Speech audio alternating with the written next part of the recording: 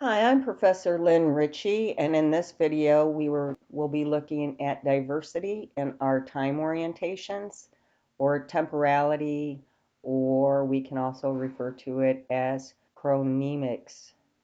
The first ideas that I want to explore with you is the Zimbardo Time Perspective Inventory. This was developed by Professor Philip Zimbardo. You might know him from his famous Stanford prison study. I want you to just take a pause here to assess your time perspective using his inventory.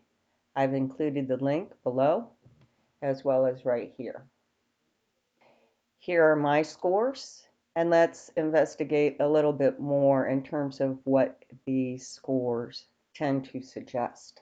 Past orientation reflects actions and decisions that are influenced by remembering similar situations that did or did not work in the past.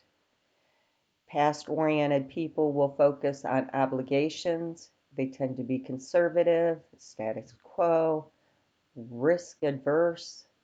They like rituals and social gatherings. They fear differences, but they're cooperative and good with social relations. Past positive oriented people have a stable sense of self. They are well grounded and they remember good times when times are bad. Past negative oriented people focus on past trauma and failures, regrets, what could have been. They like to recycle negative past events, even in good times.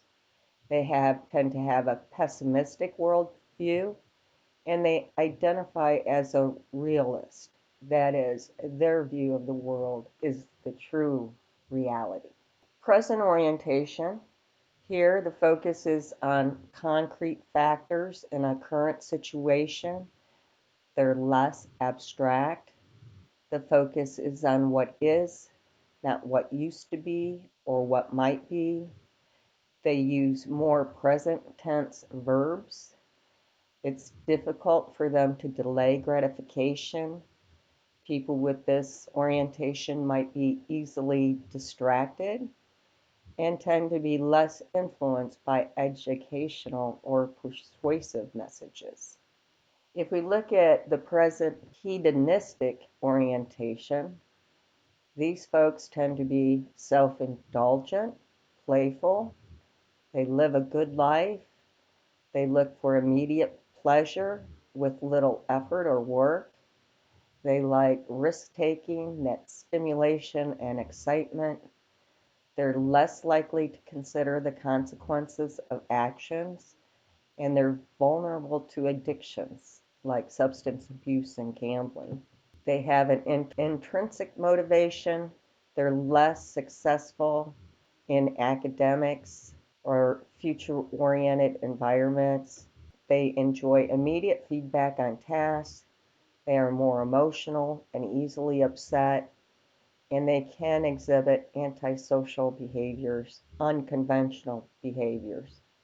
People who are more present fatalistic oriented see themselves as a pawn of fate. They do not plan because plans always change and not how you would think they would. Life is externally controlled, outside influences. They like to use rituals and they can be superstitious. Luck, not hard work, determines positive outcomes. They'll accept blame for failures and disown success. They're likely to experience psychological disorders like depression and anxiety. They engage in high risk, poor health behaviors. For example, unprotected sexual encounters. They can be associated with religious value systems, and they can be associated with class and caste structures. There's no chance to change the circumstances. The final orientation identified by Zimbardo is future orientation. And these are decisions that are based on anticipating future consequences. It's if-then thinking, more probabilistic and analytical thinking. There's concern for the consequences of behavior. They optimize the outcomes. They will delay gratification to achieve long-term goals. They will struggle with the current situation as long as they anticipate a positive future outcome. They are goal oriented. They can be competitive or cooperative based on the situation. They do not take physical risk. They might be more health conscious. They are good at problem solving and abstract reasoning. They tend to avoid activities that waste time. They might have been identified most likely to succeed.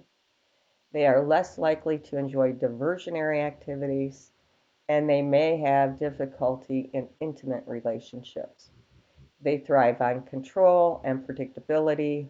They like to increase efficiency, and they can exhibit anxiety, manic behavior, workaholism. Zimbardo did identify the transcendental future orientation, and this is where life after death becomes more important than the current life. There's an investment in the afterlife during the current life they are living. I think of the pharaohs of Egypt and their preparation for the afterlife with the construction of the tombs and the pyramids, and I consider that quite an investment.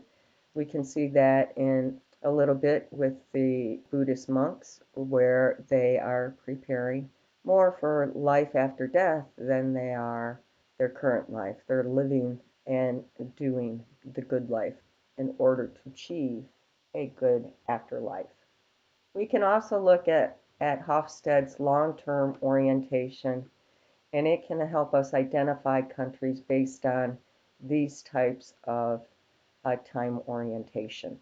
The long-term oriented societies tend to be in dark green, and the short-term oriented society are in orange. Let's revisit some of Paul's ideas, and he makes the distinction between monochronic and polychronic cultures. Monochronic cultures are task oriented. They tend to do one task at a time. They have a linear sense of time. They focus on the clock. Schedules are very important, and they're less interested in developing relationships. Some monochronic cultures include Germany, Switzerland, Austria, the United States, Norway, Denmark, Finland, the UK, Canada, New Zealand, Australia, France, Korea, Taiwan, Singapore, and Japan. Polychronic cultures focus on relational time.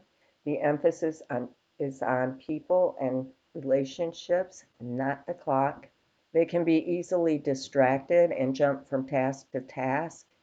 They might focus on event time or the natural and cyclical rhythms of life, holiday to holiday, season to season. Being precise is not that important, and value is placed on being and not doing. Polychronic cultures include Eastern Europe, Latin America, the Middle East, the Mediterranean basin, Africa, Southeast Asia, Native American, and African American. Most people live in polychronic cultures around the world. When we look at this, we can look at some of the punctuality expectations. Monochronic people like you to be early or on time, and polychronic cultures will have more leniency for being late. When you are traveling or doing business with other countries or cultures, be sure to research the time orientation of the country. I like eDiplomat. It's a great place to start. Next, we're going to look at diversity of our rituals. Okay, we'll see you soon.